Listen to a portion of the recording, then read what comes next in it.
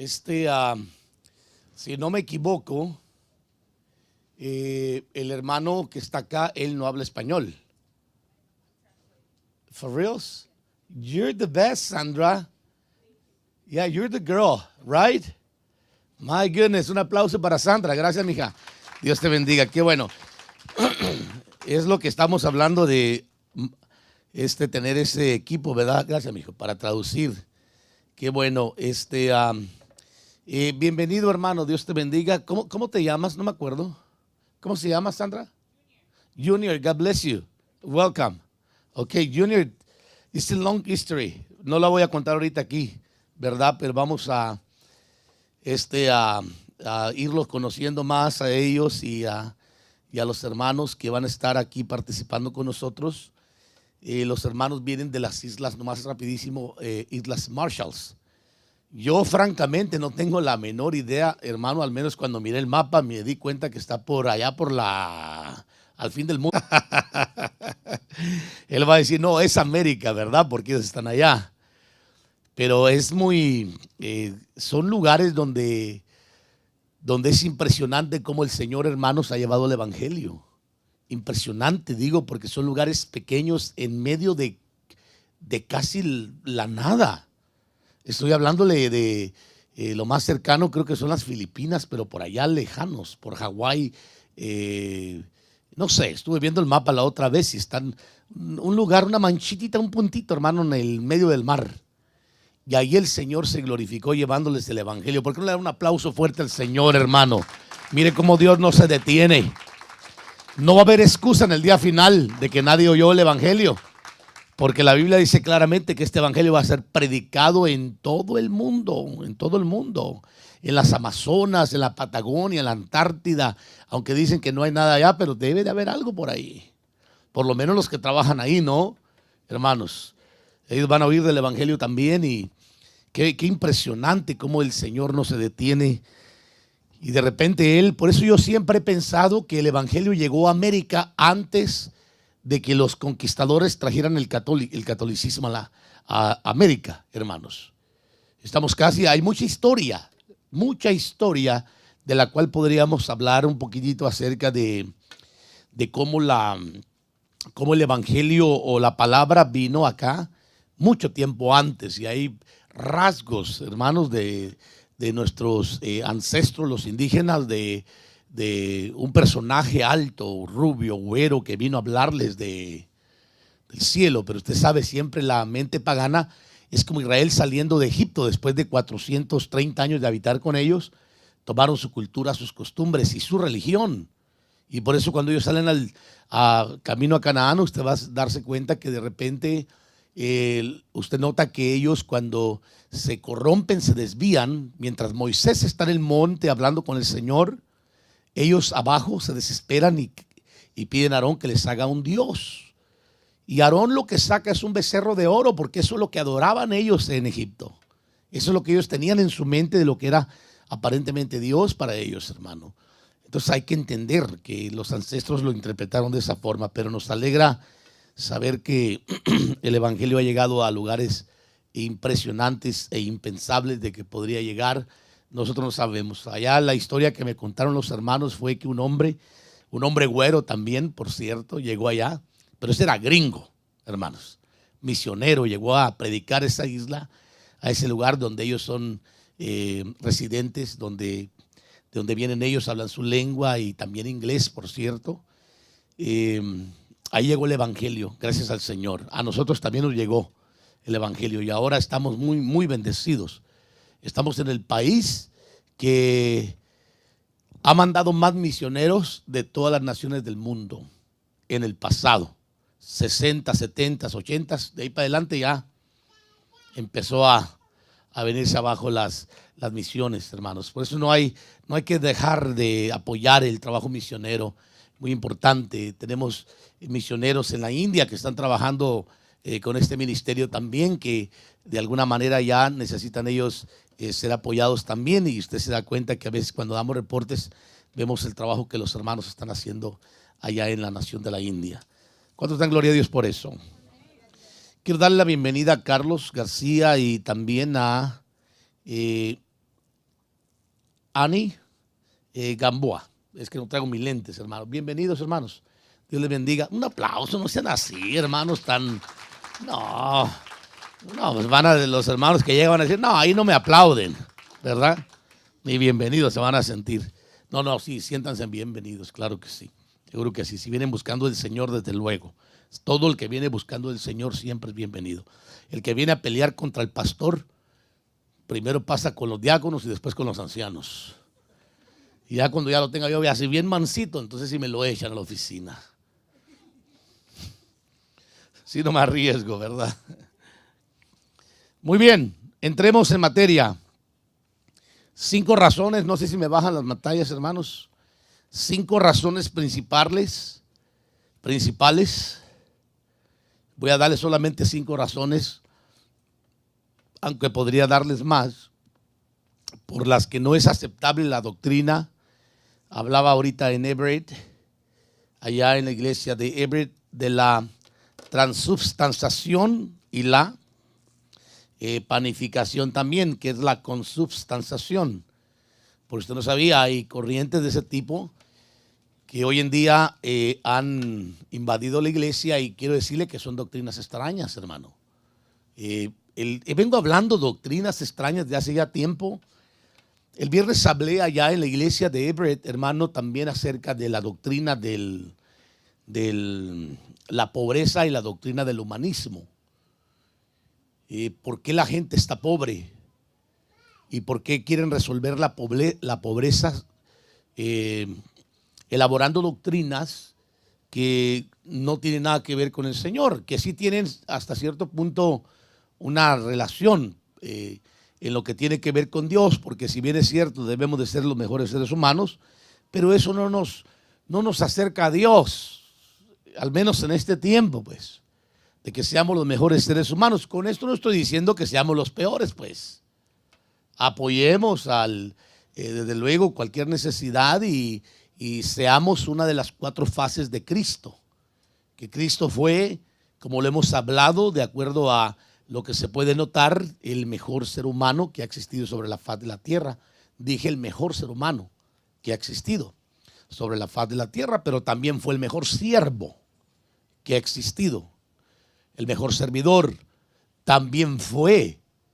Amados, el rey, así déjalo, hijo. El rey que vino a presentarse como rey sin reino, presente. Aleluya.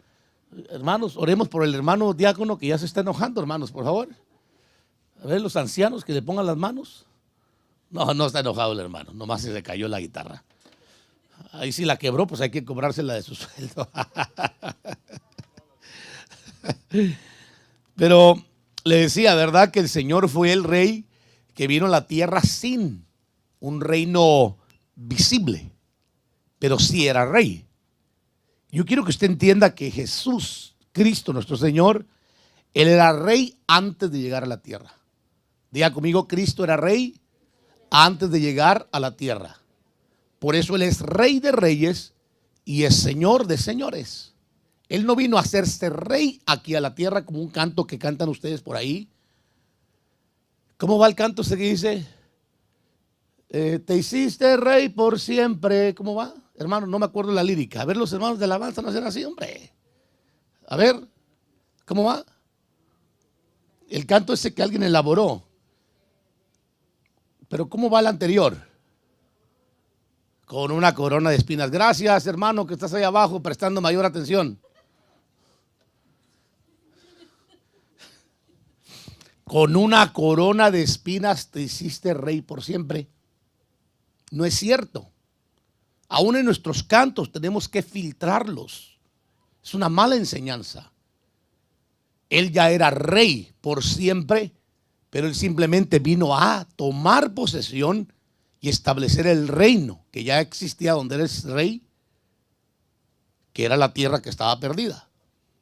Y le arrebató al diablo las llaves y a la muerte el derecho de llevarse a quien quisiera. Y canceló el pecado por medio de la cruz, la sangre preciosa que derramó. Y entonces Él puso su corona sobre esta tierra, su bandera. Diga conmigo amén. Pero Él ya era rey. ¿Me explico? Él no vino a hacerse con una corona rey. Él ya era rey. A él lo crucificaron como rey. El hecho de que no hayan visto el reino no significa que no fuera rey.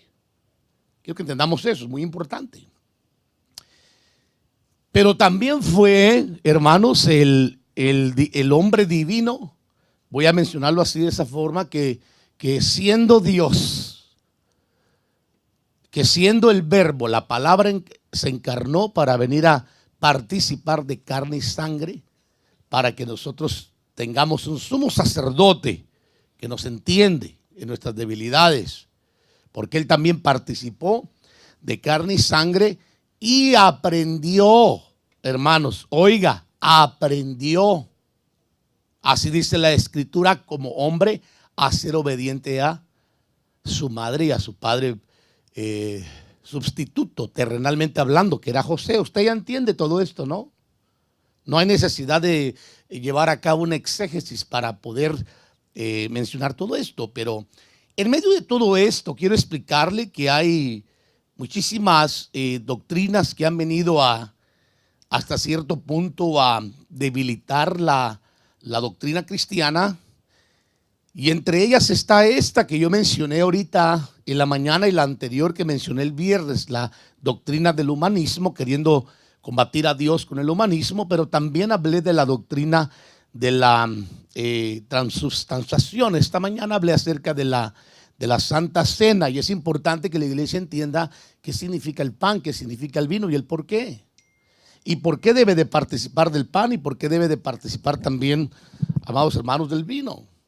No es solamente pan, no es solamente vino, pero tampoco nos vayamos al extremo, pues como algunas personas hoy lo están manejando, que es muy, muy peligroso la forma como la están manejando, porque ahora sí, como dice la canción, nos están pareciendo tanto a ella que no se puede confundir, que realmente se están pareciendo.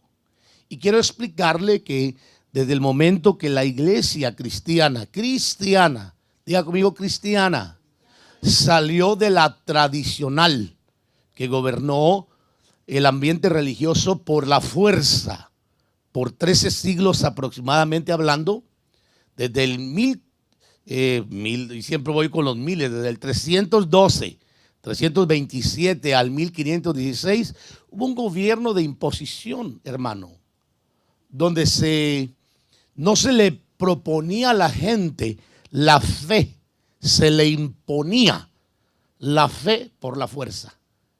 De manera que nosotros desde ese entonces hemos visto cómo generaciones enteras han crecido, hermano, con una ideología religiosa que no tiene fundamento en las Santas Escrituras. Por lo menos a mí me pasó eso, hermano, que cuando a mí el Señor me alcanzó y se cumplió en mi vida 2 Corintios 5:17, yo tuve la maravillosa experiencia de poder experimentar el toque de Dios y que mis ojos del espíritu y del entendimiento se abrieran, y empecé a preguntarme inmediatamente por qué es que yo creía lo que yo creía, especialmente cuando empecé a entrar a las Escrituras. Porque cuando una persona se convierte al Señor, lo primero que le surge es el deseo de saber, el deseo de conocer. Inmediatamente vas a ir al mapa. ¿Cómo llego yo a conocer a Dios? ¿Cómo llego yo a conocer el propósito de Dios para mi vida? Alguien va a decir, lea el libro de Rick Warren. No, eso no le llega ni a los talones, hermano. Él se inventó un montón de cosas ahí, se hizo millonario, pero ese no es el propósito de Dios. Yo estoy hablando del propósito eterno, el de Dios. Estoy hablando la razón por la cual Dios se prepara un evangelio desde antes de la fundación del mundo. Se prepara un cordero inmolado, fíjese, inmolado desde antes de la fundación del mundo. Ya estaba preparado. Y ni siquiera había mundo y había evangelio y había cordero para ser inmolado. Inmolado significa preparado para el sacrificio. ¿Me explico? Y entonces Dios manda una serie de profetas que profeticen y hablen, hermano, de esta salvación que no estaba clara como está hoy. Y empiezan a hablar acerca de la salvación. Y para nosotros hoy pues es fácil entenderla. Pero viene una situación que en el camino del propósito del Señor, usted debe de saber que hay un reino de tinieblas que combate contra Dios y pelea contra Dios, y que en el propósito divino Dios tiene permisiones a manera de poder regular o disciplinar. Solo para que usted se dé una idea, hubo 400 años de silencio de Dios, hermano, antes de que el Señor levantase a Juan el Bautista y presentara a Cristo. Dios no le habló al pueblo. Había sacerdocio, había todo, pero hubieron 400 años de silencio, donde Dios no le habló a nadie. Hermano, callado estaba el Señor. Entonces muchas veces el Señor calla. Y fueron 13 siglos que para mí, cuando yo leo la historia, hermano, me doy cuenta de que el Señor durante esos 13 siglos siempre reservó un remanente. Y ese remanente el Señor lo reservó como un grupo apartado, seleccionado para esta salvación para la cual estaban destinados. Porque yo quiero decirle algo, aquí se lo voy a revelar muy claro. La salvación de Dios, si bien es cierto, la Biblia dice es para todos, pero Dios tiene gente señalada para esta salvación. Y Dios te ofrece la invitación de que tu alma se salve, de que seas salvo, de que vengas al conocimiento del Señor. Pero si tú no quieres, te respeta tu decisión. Es tu elección, que tú no elijas. Sin embargo, no podrá evitar la condenación, porque fue tu selección, tu elección lo que tú hiciste. Quiero explicarme lo que estoy diciendo. Por eso le digo que cuando una persona se convierte, lo primero que se le despierta es el interés de conocer en quién creyó. ¿Quién lo impactó? ¿Qué le pasó? Y lo segundo es el plan, el propósito, hermano. Y así uno empieza a formar un perfil conforme a la palabra y las experiencias que uno tiene de quién es Dios. Y empieza a darse cuenta que el Dios de la Biblia es un Dios real. Diga conmigo amén. Que no se limita o que no se manifiesta a través de esfinges o imágenes o de alguna situación que la gente piense que así es Dios. Sino que Dios, hermano, es un Dios que se manifiesta a través de toda la creación y que las mismas obras hablan del Dios eterno, del Dios de la Biblia, que es nuestro Dios. Dicen amén, nuestro Dios. Pero ese Dios nos ha dejado un mapa que es la palabra, y en la palabra hay una doctrina. Esa doctrina, usted debe de saber que nos va a ir a nosotros, mire, para que me entienda, nos va a ir a nosotros llevando hacia un formamiento muy importante, pero sobre todo nos va dando una figura de lo que es Dios. Cuando vamos conociendo la palabra, la doctrina cristiana, empezamos a darnos cuenta de quién es Dios, porque nos va perfilando a Dios. Y entonces empezamos a conocer al Dios de la Biblia y surgen las preguntas: ¿por qué teníamos la imagen de Dios equivocada? ¿Por qué a mis padres, a mis ancestros no les enseñaron la verdad de lo que dice la Biblia? Pero lo que hace la doctrina, le he explicado varias veces esto, pero se lo voy a volver a repetir, empieza a formarnos. Diga conmigo, formar.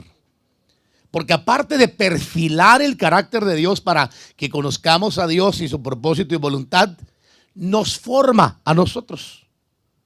¿Sabe por qué nos forma? Porque nos va dando fundamentos sólidos en los cuales empecemos a edificar. Y nos da el material para edificar. Pablo lo dice en 1 Corintios capítulo 3, verso 10. Ahí dice en adelante que el Señor lo que nos ha dado son materiales puros, de oro. Habla de fe pura, probada y aprobada, hermano. De gente que realmente tiene una fe sincera. Habla de plata, de gente nacida de nuevo. No gente que está media convertida, media zancochada, tatemada. Ahí sí, que sí, no, que todavía no estoy listo, que tengo que prepararme. No. Habla de gente realmente nacida que trae el cordón de plata, que habla del nuevo nacimiento. Y ahí también habla de gente que tiene piedras preciosas. Las piedras preciosas en la Biblia representan los dones, los caris, los carismas, con los que el Señor empieza a adornar a su novia, a su iglesia, antes de su regreso, hermanos, con los dones del Espíritu Santo para que se embellezca. Una iglesia que no maneja dones es una iglesia, hermano, que si no se pinta, y perdón que lo diga de esa forma. Con esto no estoy diciendo que también exageren las hermanas. Pero una iglesia, hermano, que no se adorna, es una iglesia que se ve pálida. Tiene que tener dones. Tiene que desarrollar, quiero decir, hermano, tanto los dones de 1 Corintios 12 y Romanos capítulo 12. Ahí usted véalo, ahí está. Ahí están los dones espirituales, sobrenaturales y los convencionales, que son dones de servicio, liberalidad. Pero la iglesia tiene que ser adornada con los dones. Por eso el Señor da materiales para la edificación: oro, plata, piedras preciosas, que son los dones, los carismas, y luego viene el heno, la paja y la hojarasca, que es aquellas personas que dicen: ahí se va, al cabo es para el Señor. Hermanos, voy a cantar un canto. No soy muy buen cantante. Pues no cante. Primero mejor afine un poco la voz, para que salga bien. Hojarasca, heno, paja. Y la Biblia dice claramente que el día probará la obra de cada cual por el fuego. Y si la obra del tal no permanece, note bien lo que dice la palabra. Si la obra del tal no permanece, dice, no tendrá recompensa, pero el tal será salvo así como de panzazo, hermano, por el fuego, dice.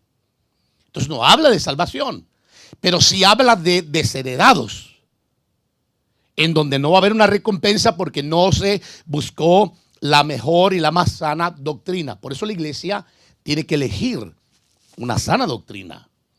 Perdón, explico, la sana doctrina no es vestir al mono por fuera, como porque mi madre tenía un dicho muy dicho, hermano, que aunque el mono se vista de seda, mono se queda. No, es vestirlo por dentro. Es irlo, hermano, enseñando doctrinalmente hablando, especialmente para que no solamente se vaya perfilando, formando, sino que vaya reformándose. Me explico cuando hablo de hacer reformas. Hacer reformas significa que si usted tiene una fe, ahora usted reforma su fe y usted vaya a hacer una verdadera edificación con los mejores elementos, no con paja, con heno o con hojarasca, porque va a venir un día que va a probar su obra. Estoy hablando yo de, hermano, de una edificación verdadera en donde el creyente aprenda a establecer fundamentos con los mejores elementos, el oro, la plata, las piedras preciosas, y de esa manera su obra permanezca, porque es una persona reformada. Reformada significa de que antes creía algo, pero ahora vino y lo corrigió, lo reformó. Pablo lo dijo. Antes todos vosotros erais, dice, ¿qué dice? Paganos. Así lo maneja Pablo. Y ahora hay mucha gente que todavía sigue pagana.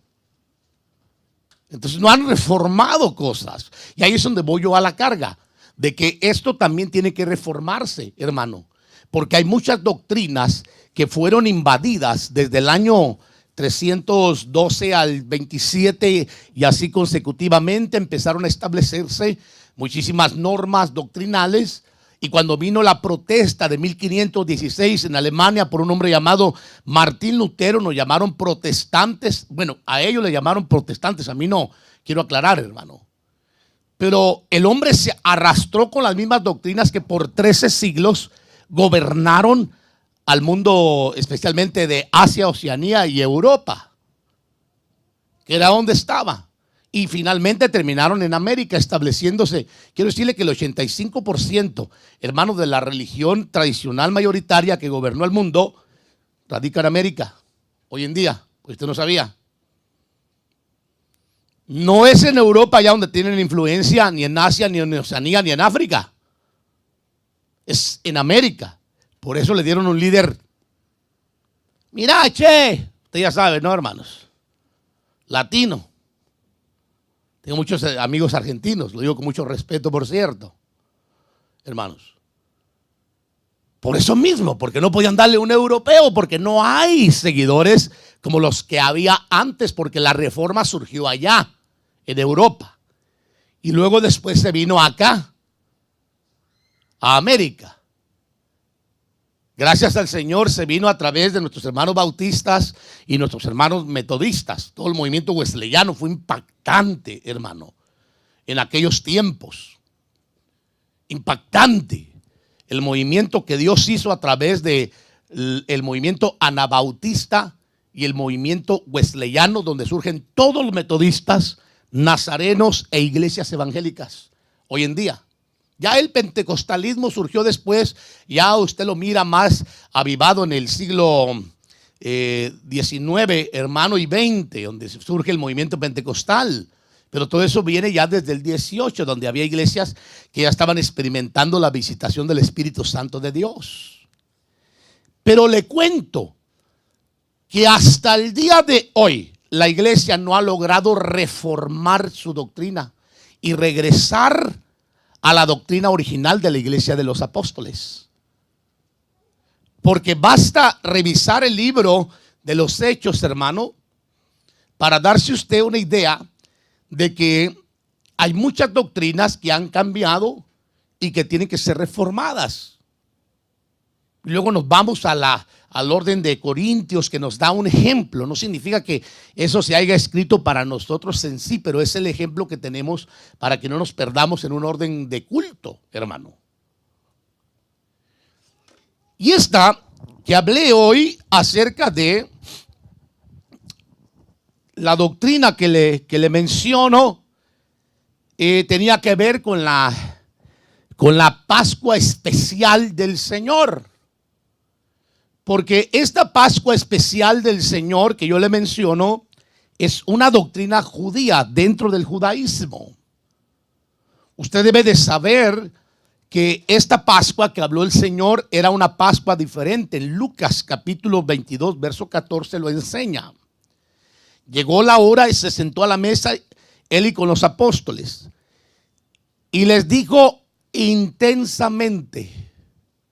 En otra versión dice: ¿cuántas veces he querido comer con vosotros esta? Y yo le expliqué a usted algunas veces y a los hermanos de Everett esta mañana de que esta Pascua no era una como las que por siglos, hermanos, el pueblo de Israel participó. Una Pascua común. Éxodo capítulo 12.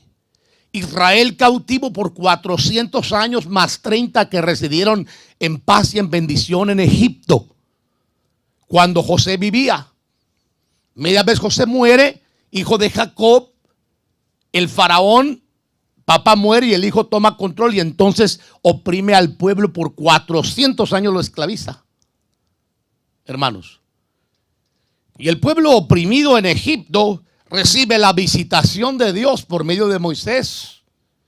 Y entonces antes de salir, usted ya sabe la última plaga, los primogénitos, el Señor le dice a Moisés y a Aarón que le diga al pueblo que se preparen un cordero por familia y que coman por familia el cordero dentro de sus casas, pero que si la familia es muy pequeña, entonces llamen a un familiar, un amigo, un vecino y coman juntos el cordero.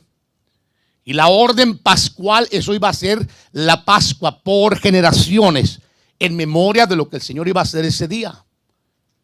La Pascua es un término hebreo que significa pesaj y significa pasar por alto. Ese día el Señor iba a pasar por alto a todo hogar que tuviera la señal de la sangre, hermano, en las puertas y en los dinteles. Mataban el cordero, la sangre, bañaban las puertas dinteles de sangre. Cuando el ángel destructor pasó, miró la sangre y pasó por alto. Eso significa la Pascua. Que el Señor esa noche juzgó a toda la nación de Egipto y se llevó a todos los primogénitos de cada hogar donde no había una señal de sangre. Pero el Señor le dio la orden al pueblo que ese día tenían que tener la comunión pascual dentro de cada familia y comerse al cordero. Fíjese bien la orden. Le dijo que se iba a comer al cordero, hermano, completo, se lo iba a comer completo, totalmente. Todo se iba a comer del cordero, incluyendo las entrañas. Y les dijo, le vas a agregar hierbas amargas. Esto significa el dolor que tuvieron en Egipto, para que no se les olvide que fue difícil. Las hierbas amargas tipificaban el dolor de 400 años de esclavitud. Y usted sabe que el cordero representa a Cristo. La sangre es el poder de la sangre, hermano, que nos previno, o nos salvó, mejor dicho, de la destrucción de Dios. Aquí entre nosotros, amados hermanos, estábamos condenados y éramos reos del infierno. ¿Sí? No diga, ay, yo me salvé por mis obras de justicia que yo hice. No. Tito, hablando Pablo, dice claramente a Tito que él nos salvó no por las obras de justicia que pudiéramos haber hecho nosotros, sino por la obra redentora y la renovación del Espíritu Santo. Pero no fue por nuestras obras. Si no hubiera aparecido un cordero que nos salva de la destrucción de Dios que viene o que venía sobre el hombre pecador, y no hubiera derramamiento de sangre, estuviéramos condenados, hermanos, a la perdición y condenación eternas. Pero gracias al Señor que nos proveyó un cordero, que es Cristo, que lo recordamos cada vez que celebramos la Santa Cena.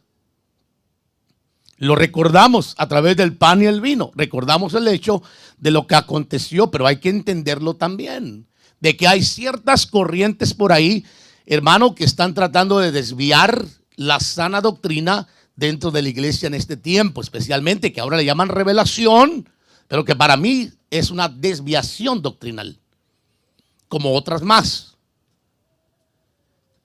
Entonces se va a dar cuenta que el Señor le habla a Moisés y le dice que se coman al cordero y que también coman pan, pero sin levadura.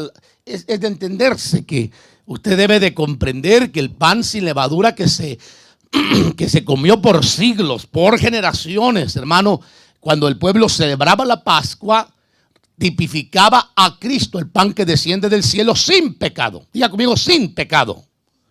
La levadura en la Biblia representa el pecado. También representa la mala enseñanza o la enseñanza adulterada. Pero el Señor descendió como el pan que descendió del cielo sin pecado. Pero cuando el Señor se reúne a la cena, resulta que el Señor come pan con levadura.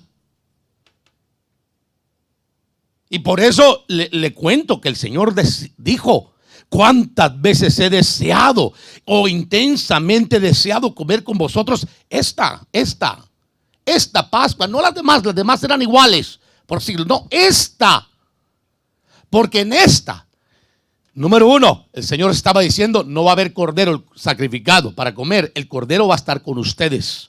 Juan lo presentó, he ahí el cordero de Dios que quita el pecado del mundo, ¿correcto? Tampoco van a tener que comer hierbas amargas, porque aún el sacrificio no se ha llevado a cabo, pero falta poquito para que se lleve a cabo el Vía Crucis del Señor y la crucifixión. Tampoco, hermano, se comió pan sin levadura. El Señor comió, bíblicamente hablando, hermano, conforme dice el original, pan con levadura.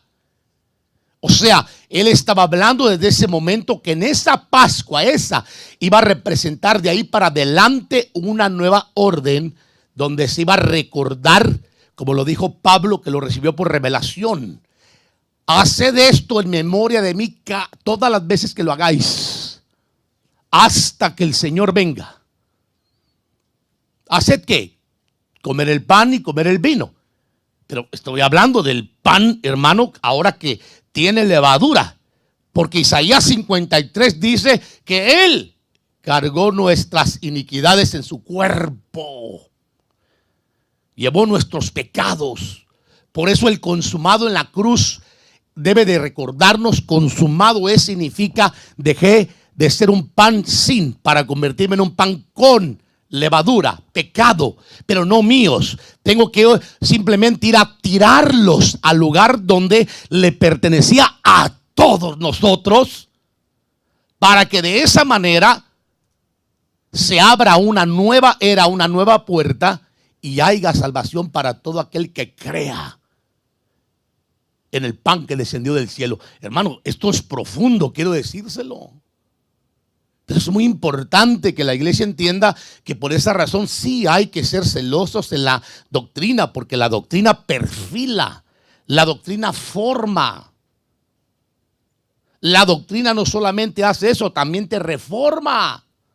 Y por eso hay necesidad de que seamos reformados doctrinalmente hablando, pero no que nos vayamos en un desvío doctrinal interpretando de que la doctrina que la iglesia tradicional mayoritaria nos heredó es la doctrina de la Biblia, porque no existe en la palabra del Señor. La doctrina nuestra tiene que ser una doctrina con fundamento en la Biblia. Y yo voy a explicar rapidísimo todo esto ahorita en parte, porque le quiero explicar las razones por las cuales no podemos creer, hermano, en la transubstanciación o la panificación, hermano, como se conoce. Esta celebración actualmente se puede interpretar de tres maneras. Estoy hablando de la Pascua que el Señor habló. Deseado comer con vosotros esta Pascua, esta celebración especial donde había pan y vino. Mientras me traen el cordón para la computadora, Carlos, por favor. Y lo conectas. Número uno, lo expliqué esta mañana. Veas el tema de la mañana para que lo entienda completo. La Eucaristía y la transubstanciación. Número uno, se puede interpretar.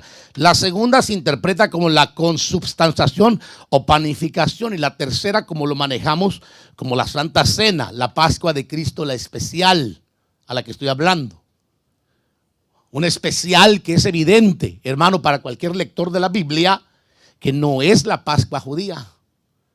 Y ese es un conflicto que hay dentro de la teología cristiana y católica especialmente, hermano, que están debatiendo si era la Pascua o no era la Pascua, que celebramos Pascua, y algunos se han atrevido por ahí hasta poner a los jóvenes a buscar huevos pascuales. No sé quién les enseñó eso, hermanos. ¿Me entiende? Y estar celebrando no parece en lo absoluto a la Pascua de la Biblia. Más cuando le meten huevos. Yo no veo ningún huevo pintado en la Biblia. Hermanos, ponga atención a lo que le digo, porque esas son exactamente las doctrinas que han venido a debilitar a muchos cristianos, que se han vuelto muy tradicionales, pero ignoran el fundamento de la palabra del Señor. Y a veces hay que aprender a meter la navaja un poco más profundo para hacer un mejor corte, y no simplemente cortar hojas, sino cortar la raíz para que el pueblo entienda. Todo este tipo de tradiciones regularmente vienen, hermano, aprendidas y enseñadas por la iglesia tradicional, que mezclaron celebraciones del pasado, especialmente esta que hablé de los huevos, que es una tipificación de lo que se celebraba Astarot o Astartet. En inglés se maneja más claro Easter. Lo mismo, hermano. Por eso surgen los huevos y los conejos. Ya se lo he dicho a usted muchas veces, ¿no? Sobre todo eso. Pero el Señor dijo: ¿cuántas veces he deseado celebrar con vosotros esta? Vaya, diga conmigo, esta Pascua, porque sí era una Pascua, porque el Señor iba a ocupar nuestro lugar, y en ese lugar estaba hablando de los elementos que iban a usarse para recordar, como a Israel se le dieron elementos para recordar lo que pasó en Egipto. Ahí el Señor estaba hablando acerca del pan y estaba hablando acerca del vino como elementos que se iban a usar, elementos recordatorios, diría yo, hermano, de lo que el Señor iba a hacer después de esa cena, que era la última y especial. Entonces, originalmente era la señal para Israel de cómo fueron librados de la mano de Faraón y de Egipto. Usted lo puede ver, hermano, originalmente. Pero note algo muy importante que debemos de tomar en cuenta, hermano, es de que esta celebración, una de las razones por las cuales no podemos, hermano, no podemos estar de acuerdo. Diga conmigo, no puedo estar de acuerdo. Usted puede metérmelo como revelación o como le dé la gana, pero yo no estoy de acuerdo. Primero, hermano, porque El origen de esta revelación no es cristiano. Si pudiéramos decir eso, no es cristiano, primero. Esa onda, hermano, perdón que lo vaya a decir, por si a alguien le afecto la conciencia, me perdona, pero no es mi intención, pero quiero aclarárselo. Esa onda de que usted se para, hermano, y viene con el Señor, ese vestido así de negro, y le dice a usted, abra la boca, y el otro ahí medio, no la abra tanto, nomás poquito, va. Corpos de Cristo. Y usted así bien santo, hermano, se come el corpo de Cristo, ¿verdad? Media vez le salen los cuernos otra vez, hermano. Se va a hacer lo mismo. No hay ningún cambio, ninguna reforma, en lo absoluto. Yo no estoy hablando de la Pascua que ordenó el Señor, que la iglesia primitiva lo celebraba como la comunión. O Pablo lo establece como la cena. Y nosotros en algún momento le atribuimos el hecho de llamarle Santa Cena. Mi hermano, seamos francos. Si queremos ser hasta cierto punto radicales en esto y literalizar todo, deberíamos de sentarnos a cenar. Vamos, diga conmigo amén. ¿Qué hizo Jesús con sus discípulos? Se sentó a cenar. Cordero no había, pero comidita le aseguro que sí había. La Biblia dice que cenaron, después de cenar, bebieron la copa. Muchos dijeron, aleluya, la copa, pastor. ¿Verdad? ¿Qué había? Vino. Mire, en ese momento ellos comieron, cenaron. No se pusieron un pedacito de pan, amados hermanos. No. El pan era parte, pero dice la Biblia que cenaron. Léalo. Después de haber cenado, el Señor se puso de pie y habló de la copa. Y entonces habló y dijo esta copa. Y quiero aclarar esa parte, hermano, que no se está refiriendo en sí a la copa, sino al contenido. Y la Biblia dice, no beberé del fruto de la vid. Que cuando usted lo revisa en el original dice oínos. Oínos del griego se deriva de un vino fermentado. No dije licor, whisky, ron. ¿Qué otros más hay? Brandis. A ver, uno que fue borracho, hermanos. No se descubran. ¿Cuál fue la roca? ¿Qué? ¿La boca? Dijo la boca. La boca, la vodka. A la roca bien que sabes, ¿verdad? Espero que no te la sigas echando. Esperemos en el Señor. Pero, hermano, usted va a ver que la Biblia dice que literalmente cenaron. Cenaron y bebieron vino. No se echaron una copita, hermano. Yo la otra vez miré un varón aquí que vino a predicar aquí. Al final, espero que esto no sea vino. No, es nomás un simbolismo, ¿verdad? El vino está aquí adentro. Aquí este sí es vino. Es oínos, hermano. Es una copita, hermano. La gente, ¡ay! El vino, pastor, eso es pecado. Una vez invité yo a un pastor, mi hermano, qué cosa, hasta dónde nos lleva a veces las enseñanzas que nos amarran. A comer a mi casa. Le dije, pastor, te quiero invitar a comer a mi casa. Y usted sabe, hermano, uno que viene por allá de Baja California. Yo soy de Baja California y luego pasé muchísimos años, la mayor parte de mi vida en California. Así que usted ya sabrá, tengo una cultura media californiana, hermano.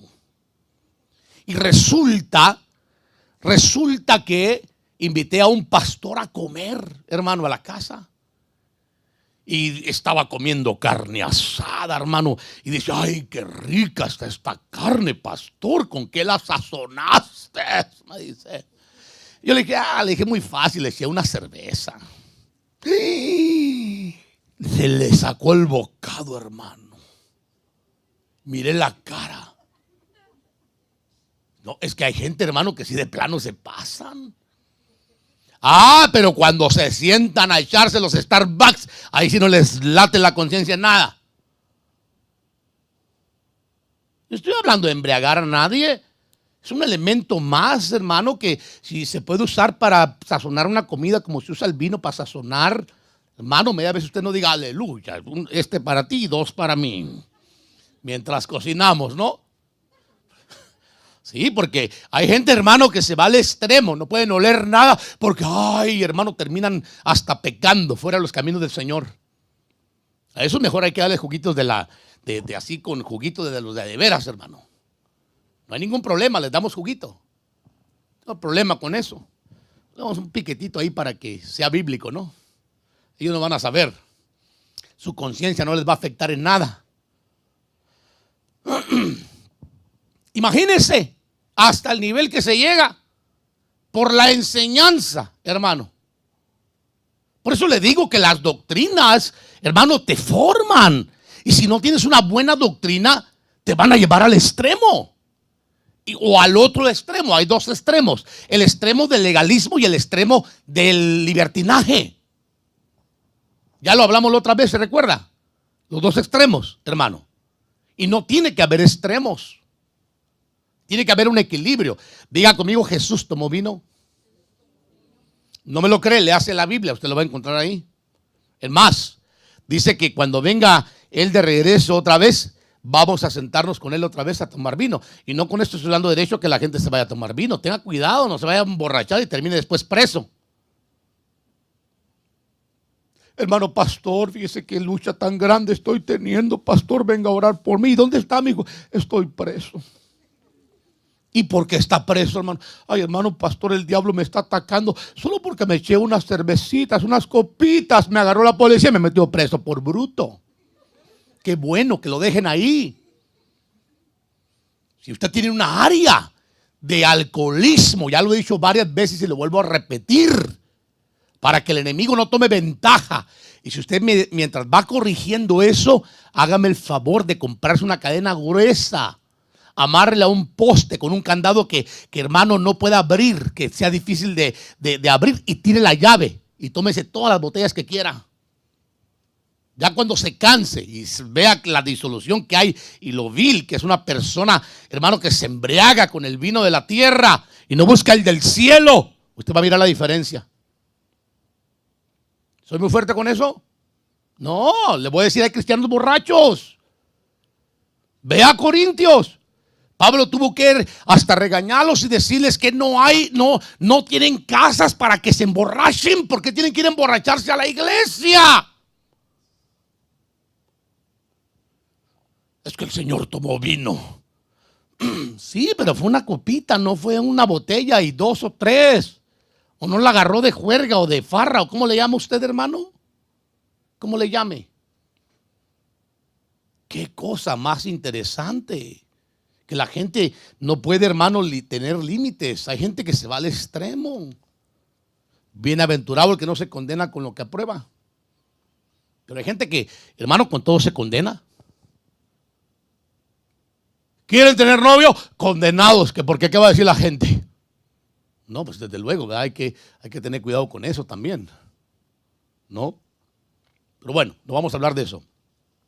Lo que sí le quiero decir es que la razón por la cual no podemos estar de acuerdo con este tipo de doctrinas que están hoy surgiendo en la iglesia, como la de la transubstanciación o la panificación, hermano, como lo hemos mencionado, es por causa de que, primero que todo, toma a Cristo muy literalmente hablando.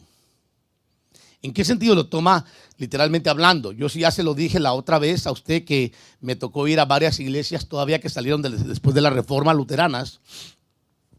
Y noté que ellos, hermano, todavía se visten como curas, hablan como curas, caminan como curas, dan la hostia, el vino como curas, hermano.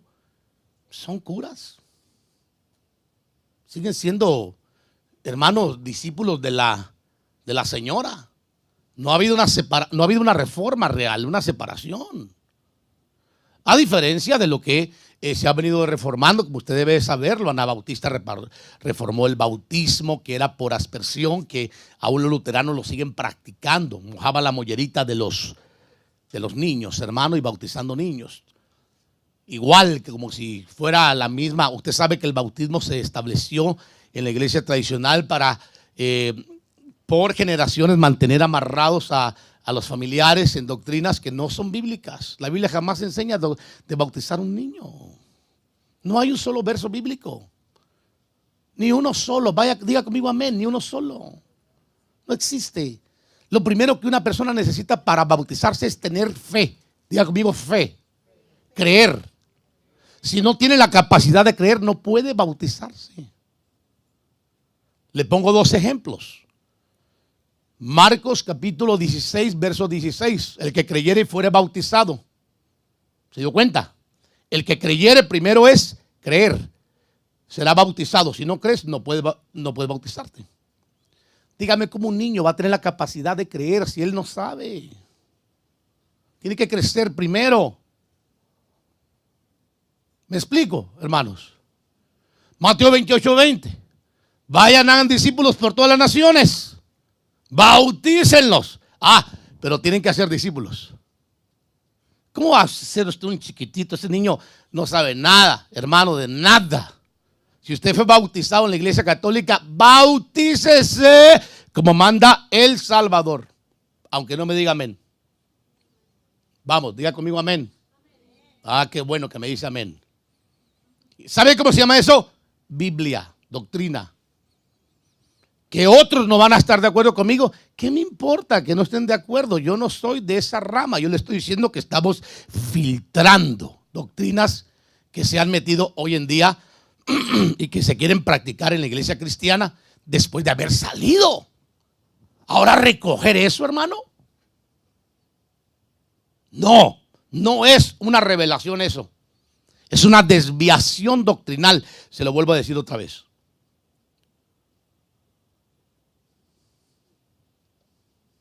Felipe, en el desierto, se encuentra con un hombre que llevaba una Biblia o los rollos del profeta Isaías y los iba leyendo y no entendía ni papa. Y el Señor manda a Felipe, hermano, a que se hacia al carro del eunuco de Candace, que venía de Etiopía. Era un hombre muy influyente, aparentemente era tesorero, hermano, allá en Candace, en Etiopía.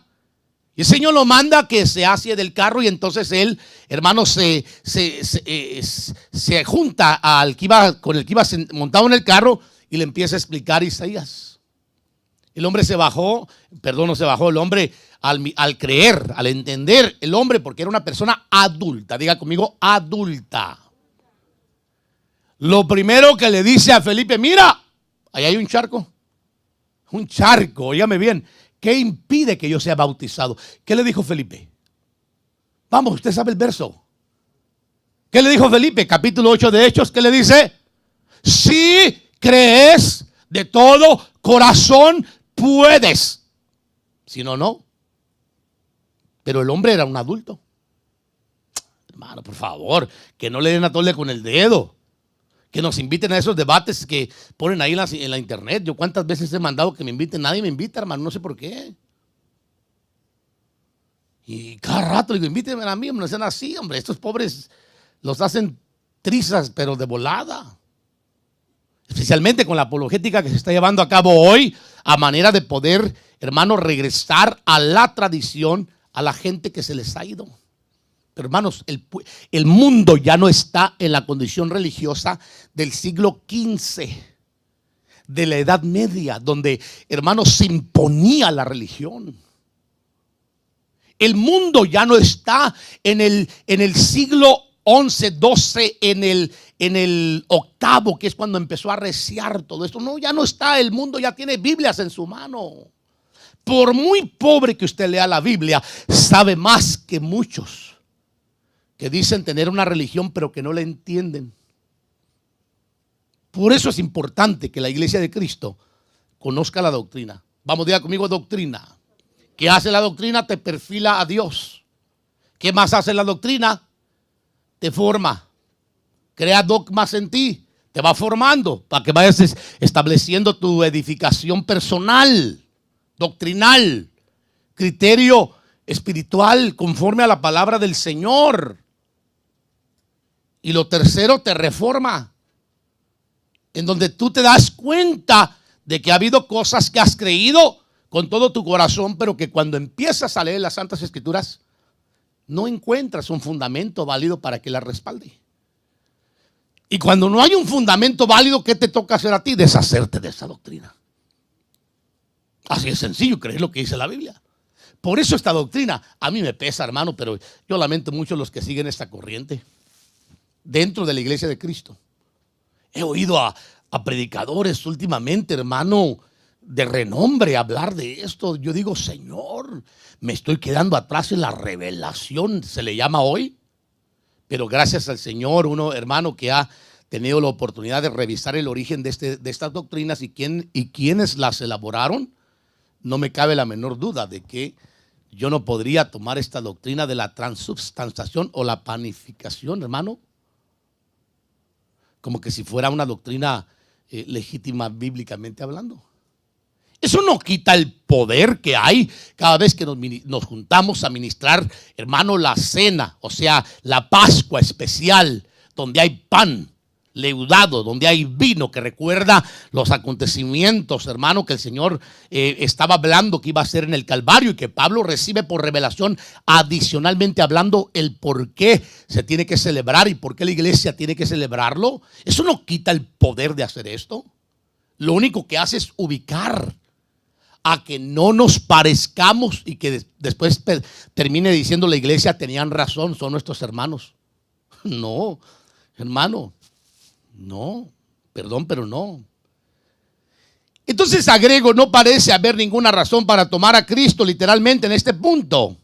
Cuando instituye la Eucaristía con las palabras, esto es mi cuerpo y esta es mi sangre, Mateo 26, 26 al 28, ahí usted lo va a mirar, hermano, que habla de esto. No podríamos aceptar esto, hermano, porque no parece haber ninguna razón para tomar literalmente a Cristo. Cuando Él dice, esto es mi cuerpo y esta es mi sangre. Yo sé que muchos están tomando esta hermano, nueva modalidad hoy en la iglesia cristiana evangélica, de que en realidad ahí se estaba tomando y comiendo el cuerpo de Cristo. Igual que lo que cree la iglesia tradicional en una transubstanciación. Usted sabe cómo elaboran ellos esto, ¿no? Lo santifican por una noche y lo tienen ahí metido en un lugar supuestamente santo.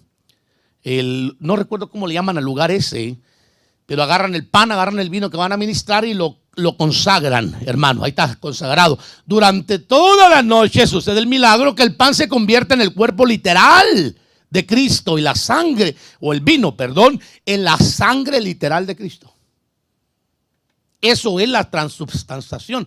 Y esa es la doctrina que está corriendo ahorita mucho en muchas iglesias cristianas. Perdón, yo no le quito el poder a la Santa Cena. Yo creo que cuando uno ministra la Santa Cena, el Espíritu de Dios le ministra a uno porque uno está obedeciendo y reconociendo, hermano, lo que el Señor dijo. Hagan esto todas las veces que la hagan en memoria de mí. ¿Qué fue lo que dijo el Señor? El Señor dijo, coman pan y beban el vino. En señal de lo que yo voy a hacer. Ahí le voy a explicar ahorita rapidísimo, hermano, para que usted vea. Pero léase el pasaje, ahí está. Cristo utilizó a menudo la metáfora con el fin de comunicar un punto. Cuando yo hablo de la metáfora, quiero que entienda que estoy hablando de un lenguaje figurado o simbólico. Él lo hizo muchísimas veces, hermano, como para poder pretender pensar que él estaba literalizando en ese momento que será su cuerpo, o que el vino era su sangre. Pero sí estaba presentando el Señor elementos de una, diga conmigo, nueva Pascua especial. Porque Pascua significa un nuevo pasar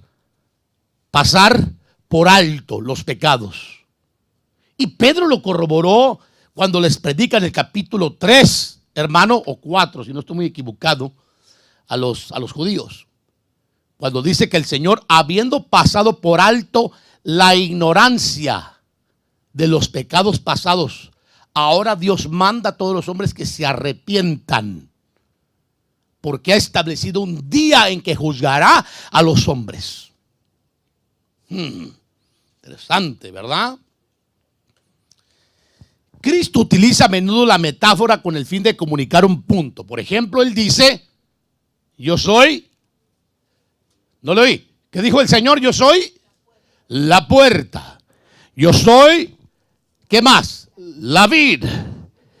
Y dijo: vosotros o nosotros sois la sal de la tierra. Y sois la luz de ¿qué? Del mundo. Y vaya que lo somos, pero no literalmente hablando, hermano, ¿verdad? Ahí está el verso que usted lo puede ver, Mateo 5, 13, 14. Hay gente que toma esta declaración literalmente hablando. Pero yo quiero decirle, hermano, Jesús es la puerta. Jesús, el griego no dice puerta, por cierto, dice portón. Muy interesante la diferencia de una puerta a un portón, hermano, que se ha abierto. Pero la puerta de la salvación, ¿es la vid el Señor o no? Es la vid. Juan capítulo 15, usted lo puede leer. Yo soy la vid verdadera, mi Padre, ¿qué dice? Es el que el viñador. Y ustedes son los pámpanos. Entonces, ¿qué? El Señor es una vid, el papá es el que trabaja cuida la vid y nosotros, ¿qué? Unos retoñitos ahí, los pampanitos para dar ramitas, para que dé fruto. No, mire, yo quiero que usted vaya captando que metafórica, hermano, por favor, seamos inteligentes, por favor, hombre. Ya basta de tanta doctrina errónea. No le bastó 13 siglos como para que ahora regresemos llamándole revelación a doctrinas que hicieron daño a la iglesia, elaboradas con un fin. Yo soy la puerta, dijo el Señor, pero metafóricamente hablando. ¿Por qué dice yo soy la puerta? Porque el que no crea en el Hijo de Dios, como dice Primera de Juan, capítulo 5, verso 11 en adelante, ¿lo ha leído? Léaselo, por favor, le invito a que lea su Biblia ahí. Ahí dice: este es el testimonio de que Dios nos ha dado vida eterna, y esta vida está en su Hijo. Y dice que el que no tiene al Hijo no tiene la vida, pero el que tiene al Hijo de Dios tiene la vida eterna. Por eso Él es la puerta para la vida eterna. Y el 13 termina diciendo: estas cosas les he escrito a todos ustedes o vosotros que creen en el nombre del unigénito Hijo de Dios, para que sepan que tienen, vamos, dígalo, vida eterna. Él es la puerta para la vida. Él es la puerta de la salvación. Él es la vid. Él está hablando que, hermano, Él es la vid a donde nosotros el Señor nos ha pegado. Es como cuando dice capítulo 11 de Romanos, hermano, que Israel es el verdadero olivo y nosotros somos olivos silvestres, pero que fuimos injertados en la rica savia de la vid, del olivo, hermano. Hay mucho que hablar, metafóricamente hablando, hermano, en ese sentido. Además, el Señor dijo que era el buen pastor, ¿correcto? No lo oí. ¿Dijo el Señor que era el buen pastor, sí o no? Si Él es el buen pastor, ¿cómo nos está viendo a nosotros? Dígalo. ¿Usted es un animal? Perdón que lo diga de esa forma. ¿Yo soy un animal? No. Pero metafóricamente hablando, el Señor nos está comparando, hermano, con la ovejita y Él como pastor. Quiero que entienda la metáfora bíblica. O sea, el lenguaje figurado, como para pretender literalizar elementos. Seamos más intelectuales en ese sentido y escudriñemos. Dicen amén. Somos ovejas porque la oveja, hermano, es tan, perdón lo que voy a decir, es tan torpe y tan ciega, tan corta de visión, tan necesitada de que le unjan la cabeza con aceite para que el pelo no les estorbe la visión tan corta que tienen, o que no se le metan las moscas y los animales a los oídos. El pastor tiene que ungirle la cabeza y los oídos. Y esto para que tenga visión y los oídos para que no le entren doctrinas extrañas. Eso no significa que literalmente seamos ovejas. Les doy esos ejemplos para que usted los vaya canalizando.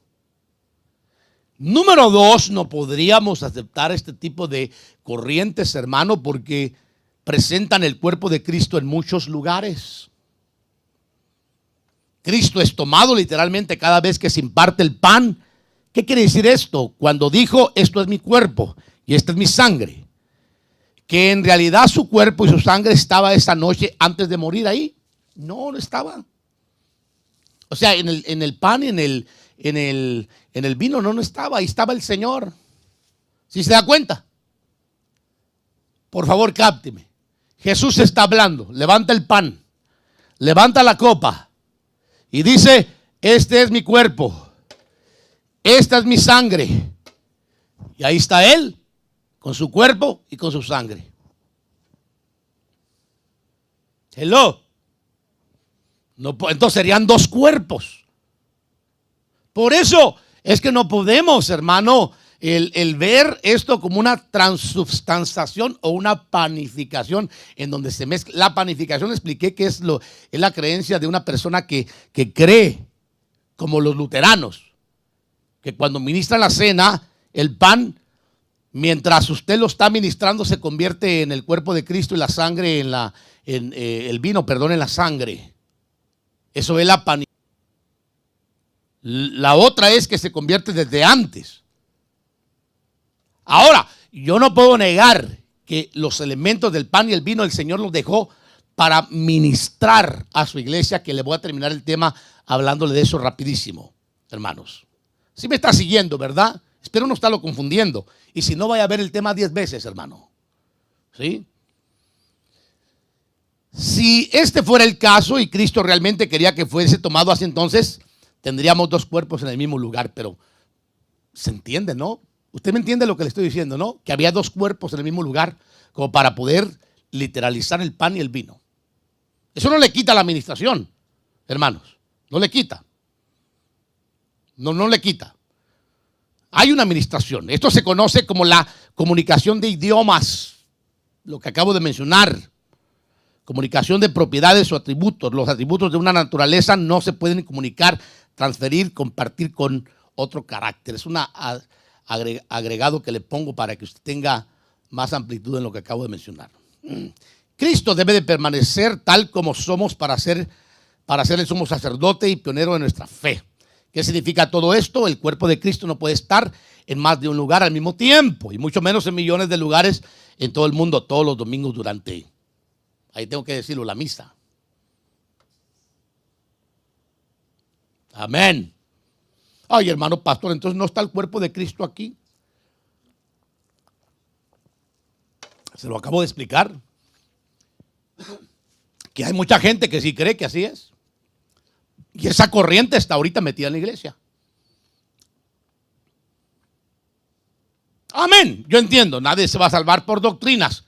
Pero es una doctrina extraña, hermanos. Una doctrina muy extraña.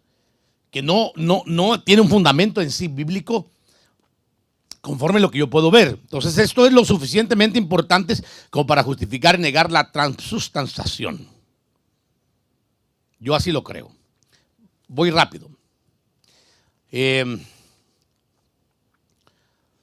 Tomando literalmente, le agrego esto para que usted pueda tenerlo y los hermanos que están a través de internet lo puedan rumiar cuando lo revisen. Número 3, es evidente, hermano, que en esa noche se habló de copa, no significa que la copa fuera Cristo.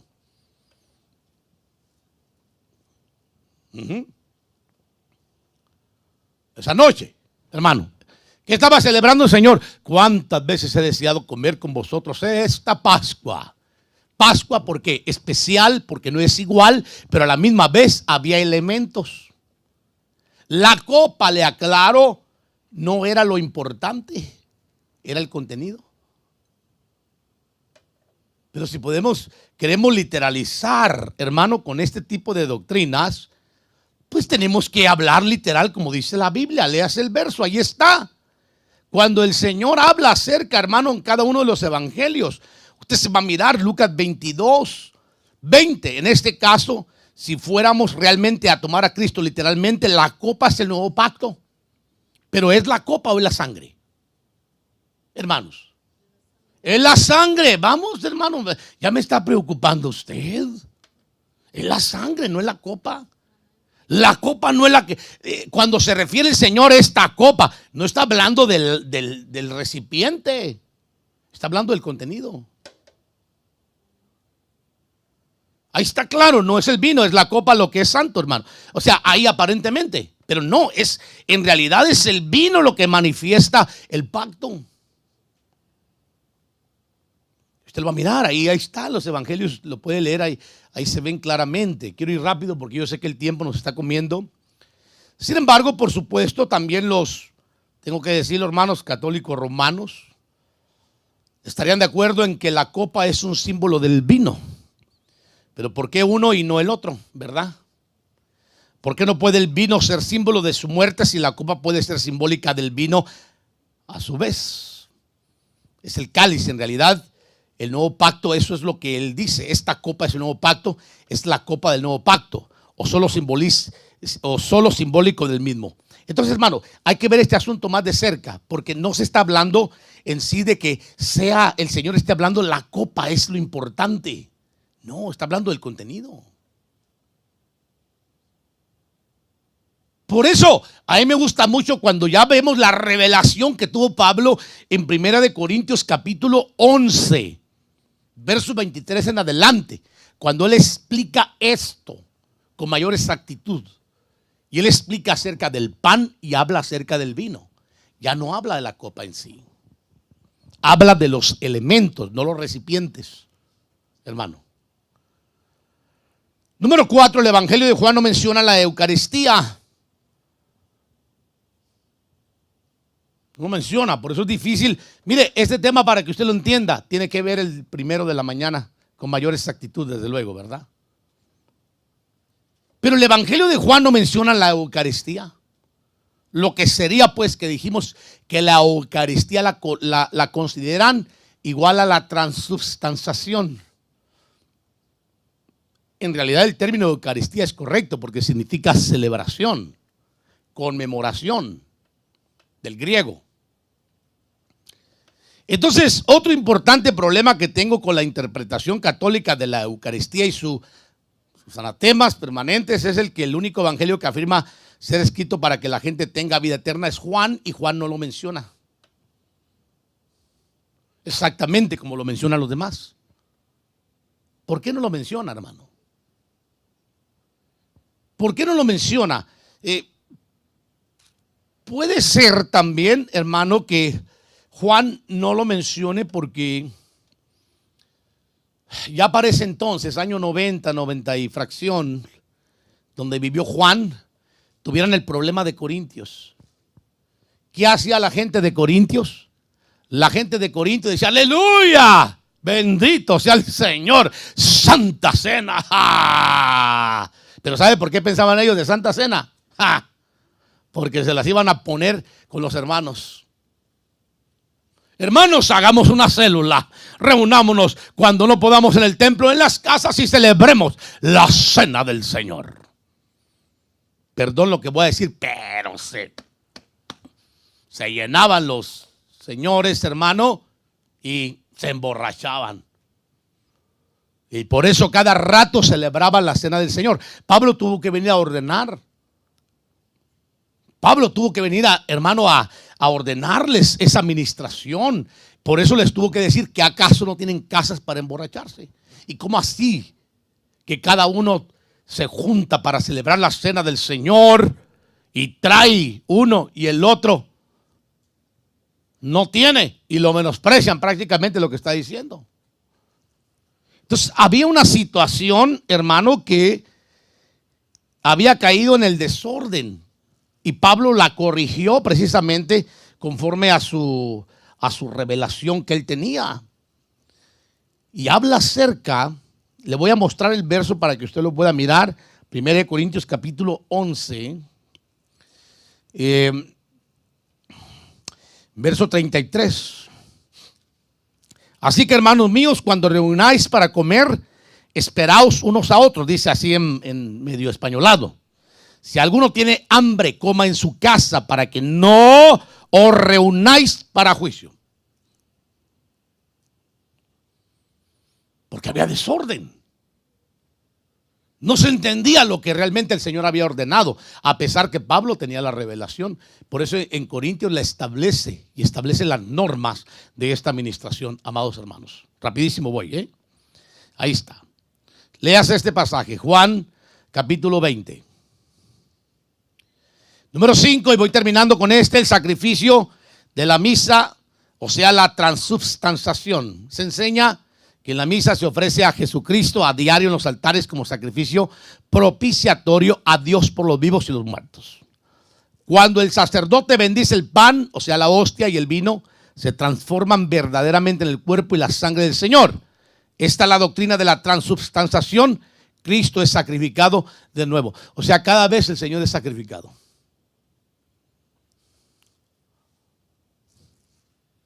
Es que mire, yo lo que quiero que usted vaya comprendiendo, amado hermano, es que esta administración sí es real. Y pasa algo con el pan y el vino cuando se ministra. Pero no es en sí que el Señor nos haya mandado a canibalizar ni a practicar vampirismo.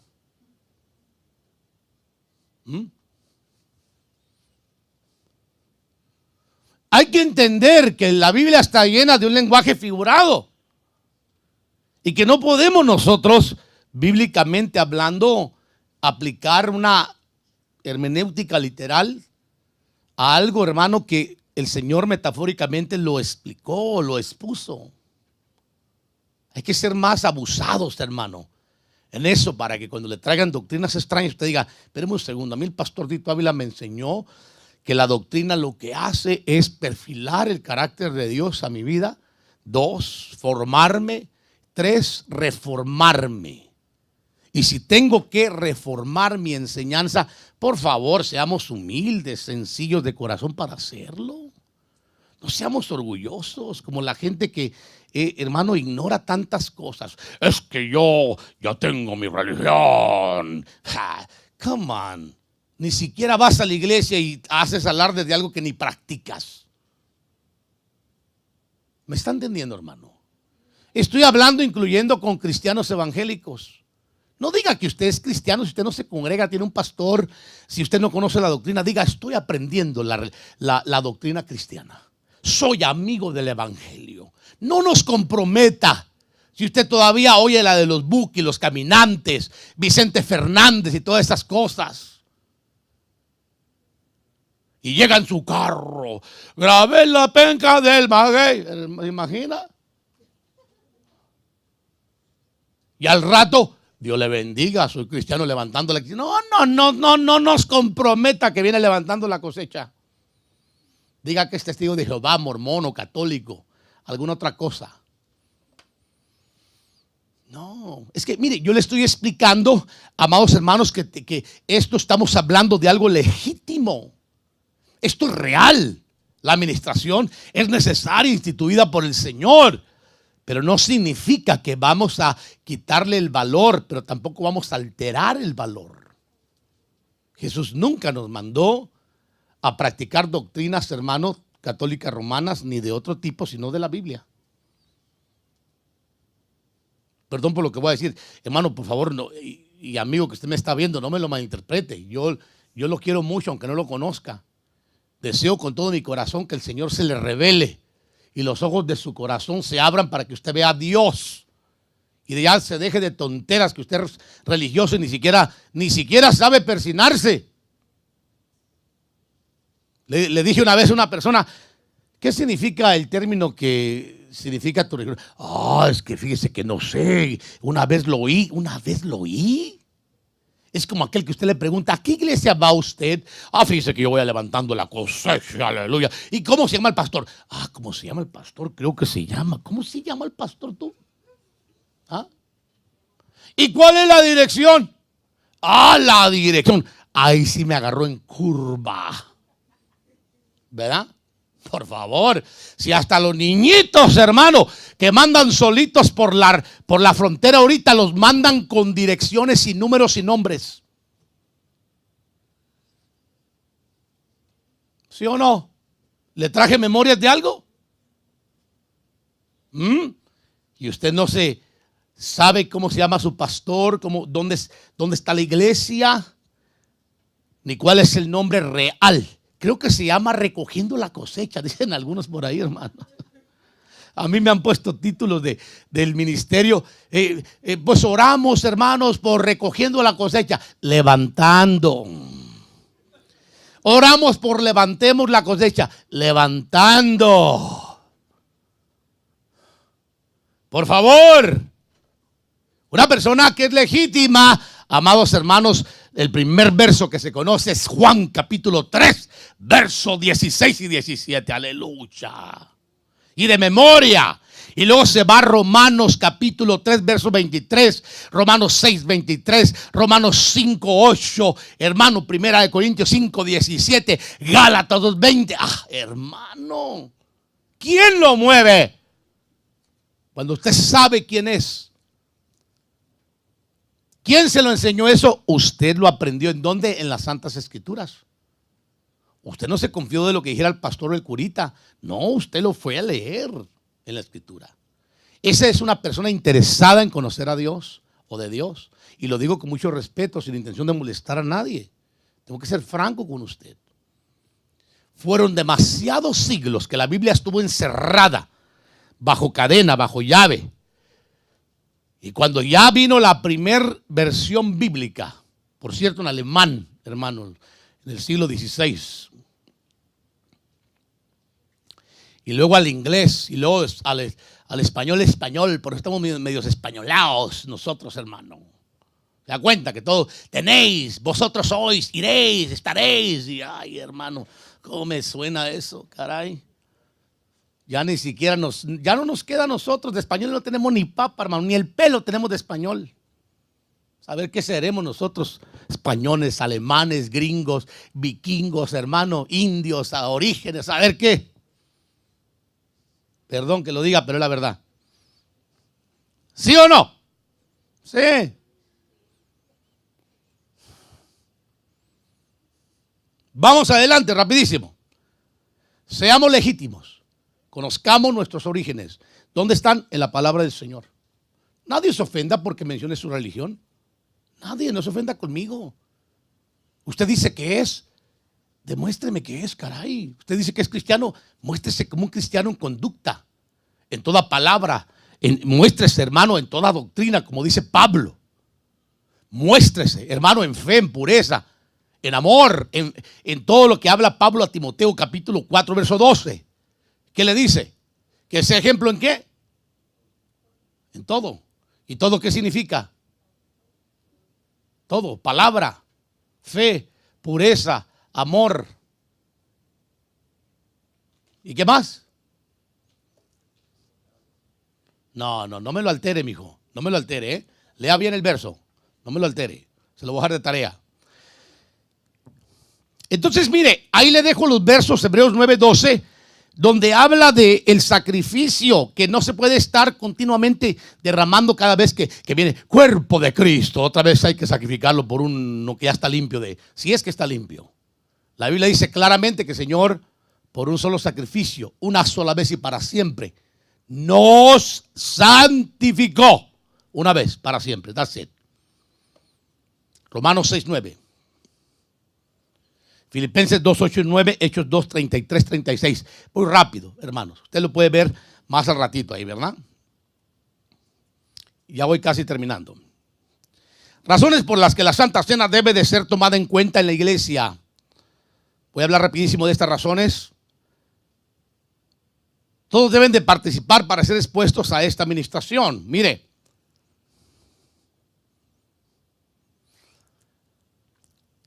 Juan capítulo 6, verso 53. Entonces Jesús le dijo, en verdad os digo. ¿Qué le dice? Amados, ¿qué dice el Señor? Léalo. Léalo. Si no coméis y bebes, ¿qué dice? Hermano, perdón. ¿Será que el Señor está diciéndole literalmente, hablando? Imagínense que el Señor viene y le dice, si no comes mi carne hasta que salga la sangre, ¿se imagina? ¿No puede ser parte de mí? ¿Usted cree que el Señor se iba a dejar morder? Ni usted se deja morder, menos el Señor, hermano, ni yo, menos yo. Aparte, yo estoy muy picoso, hermano. Yo como mucho chile.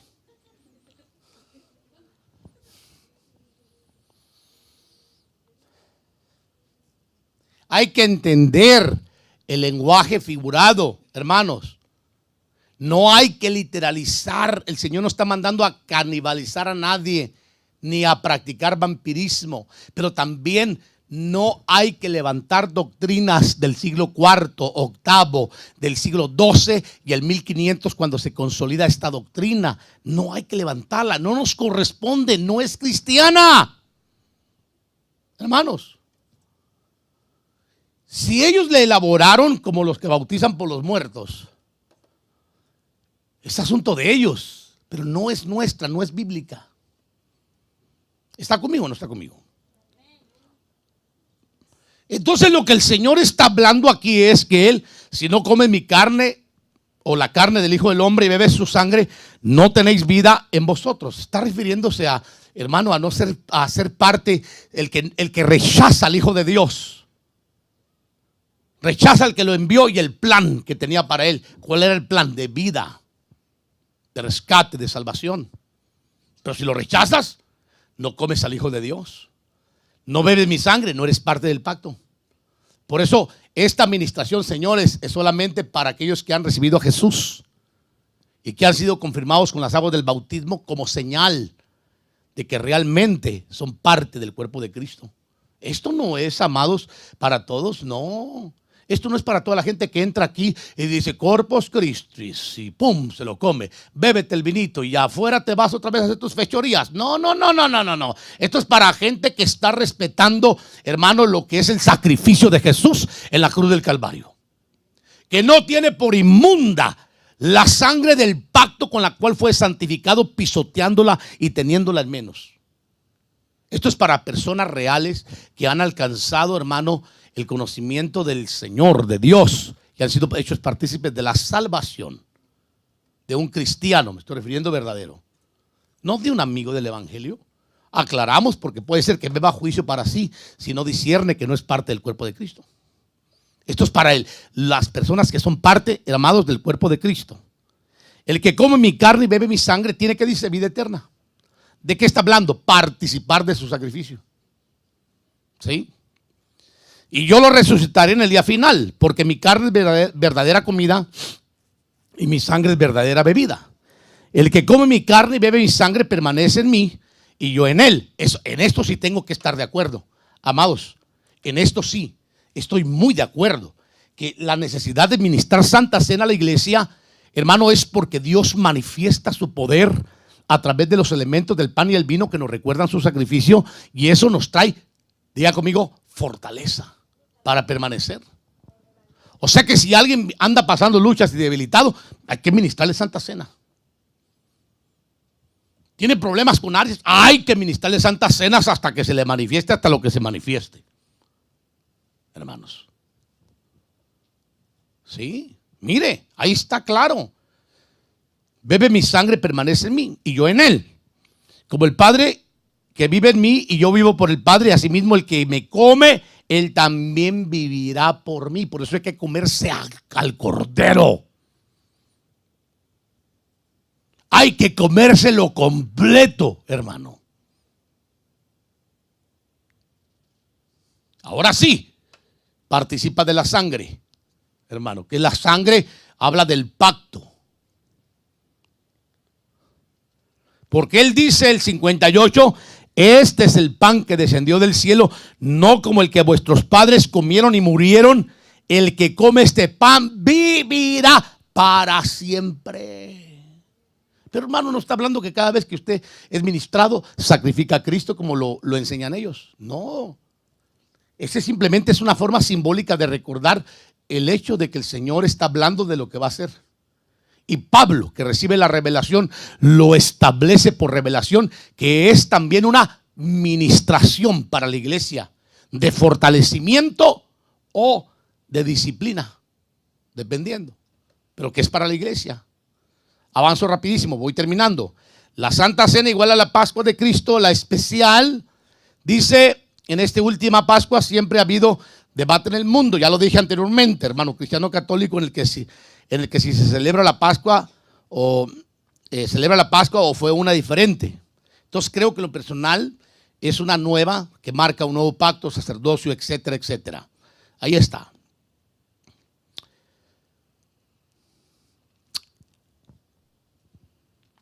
Aquí se maneja el simbolismo, pero también la consagración de los elementos que ministran el cuerpo místico de Cristo, lo cual es el pan y el vino por los cuales se ministra fortaleza, salud, vida o lo contrario, ya que es un medio tanto de fortalecimiento o disciplinario. 1 Corintios 11:28. Por tanto, examínese cada uno a sí mismo y entonces coma del pan y beba de la copa. Porque el que come y bebe sin discernir correctamente el cuerpo del Señor, ¿qué dice que pasa? Come y bebe juicio para sí. ¿Por qué? Porque no está discerniendo el cuerpo del Señor. Aquí está hablando que usted tiene que entender que cuando habla no discernir, significa de que hay gente que va a venir a la iglesia y no se le puede ministrar también la Santa Cena porque ellos no son parte del cuerpo. Esto solamente es para el cuerpo. Y si el cuerpo místico de Jesús, hermano, está pasando por debilidad, por la lucha, será fortalecido en el Señor. Si hay enfermedad, aún se pueden operar sanidades. Y si hay necesidad de un soplo, del ruaj, del neuma del cielo, del zoé de Dios, el Señor soplará vida. Pero si también anda medio mal portadito, puede caer en un trato del Señor disciplinario. Ahí está. Léaselo, porque a veces hablar del beneficio es muy bueno, pero no se habla del compromiso. Por eso dice que hay débiles y enfermos entre vosotros y muchos duermen. 1 Corintios 11:30 y 31. Pero si nos juzgáramos a nosotros mismos, no seríamos juzgados. Pero cuando somos juzgados, el Señor, ¿qué dice? ¿Cómo dice? Nos gusta la parte cuando dicen es que van a ser fortalecidos, sanados y ministrados por la presencia del Señor. Pero cuando habla de la disciplina, ¿para qué se lleva a cabo la participación de la cena? Para que ministre. ¿Quiénes deben de tomarla? Todos los que son parte del cuerpo de Cristo. Porque si no la toma, pues no tiene parte con el Señor.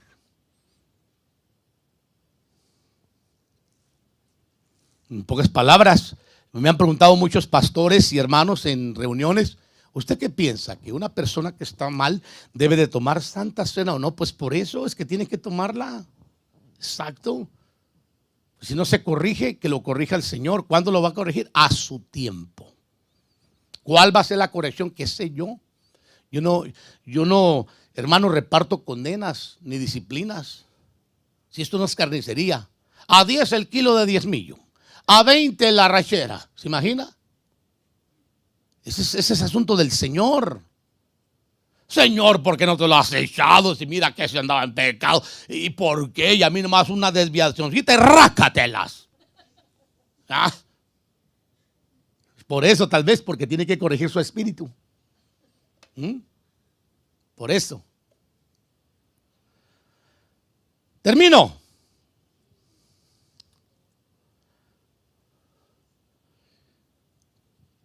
Mire cómo el apóstol es explícito en aclarar esto. Así que, hermanos míos, cuando reunáis para comer, esperaos unos a otros. Si alguno tiene hambre, coma en su casa, para que no reunáis para, ¿qué dice? Juicios. Perdón, cuando habla de juicios aquí habla de disciplinas. Porque sí hay una disciplina. Yo sí creo firmemente. Yo de aquí para adelante, cada vez que ministre Santa Cena, tengo que orar y decir, Señor, bendice al que vayas a bendecir y latiga y dale duro al que vayas a darle duro. Que se sienta para que considere que debe de ser legítimo de una sola pieza. ¿Dicen conmigo amén? ¿O se puso triste? No, si la disciplina es necesaria a veces en algunos para que seamos partícipes de su santidad. Póngase de pie, damos gracias al Señor. Póngase de pie.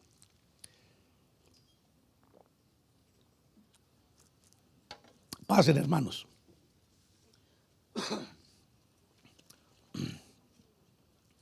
Pasen y ministramos el pan y el vino, por favor. Ocupen su lugar los hermanos.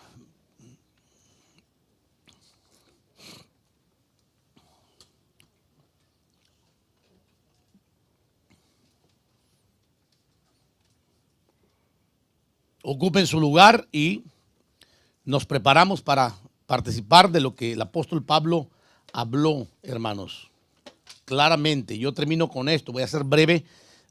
A veces tengo que dejar de hablar mucho para poder ministrar, pero hermanos, ya tendremos tiempo de orar, de ministrar. Yo creo que lo más importante es la palabra a veces, porque eso de pedir, que Señor tócame, hazme chillar hasta que tire el moco, Señor, que la pintura se me caiga. ¿Para qué?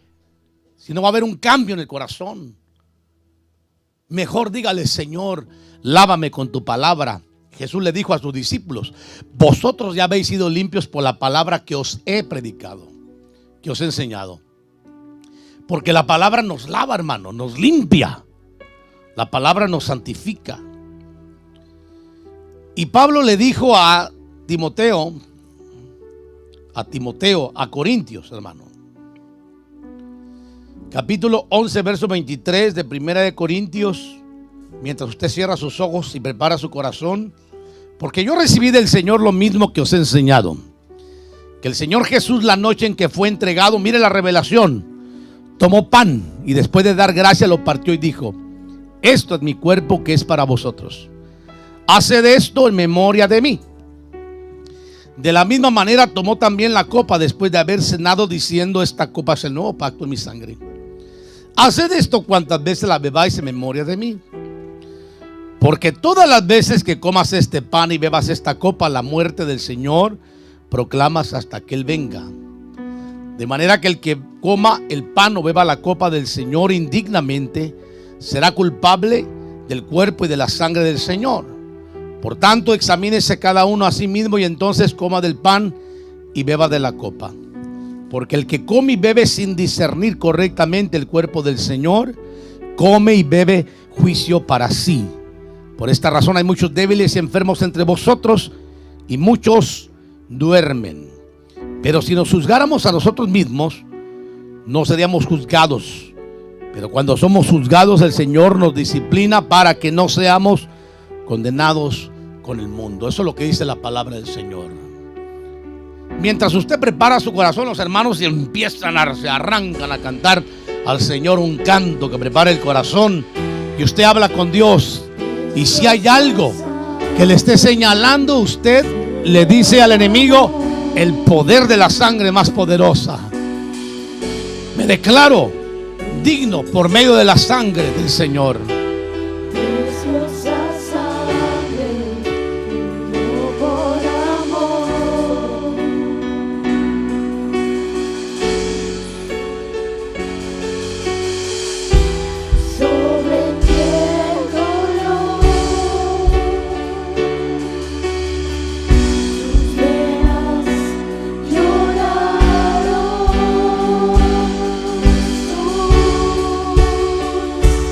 Yes.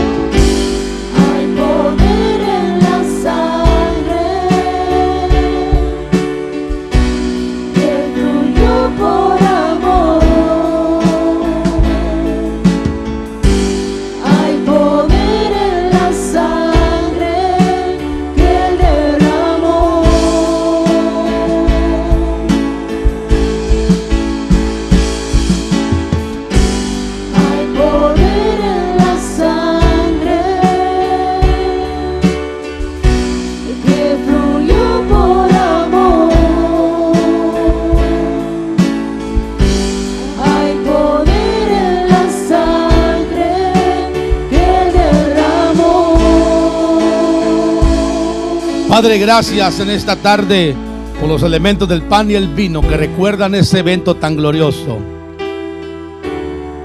Gracias, Señor, por esta administración de vida, de fortaleza, de salud, Señor.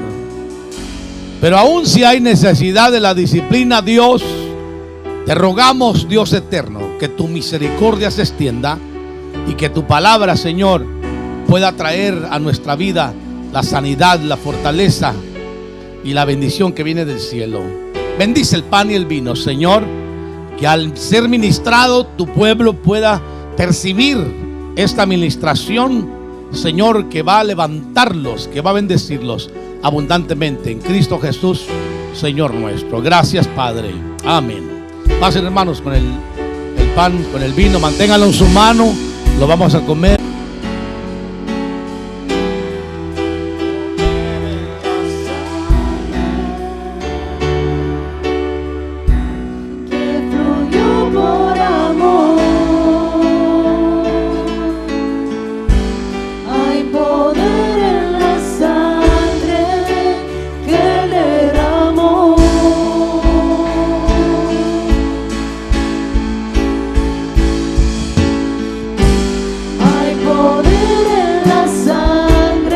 Hay poder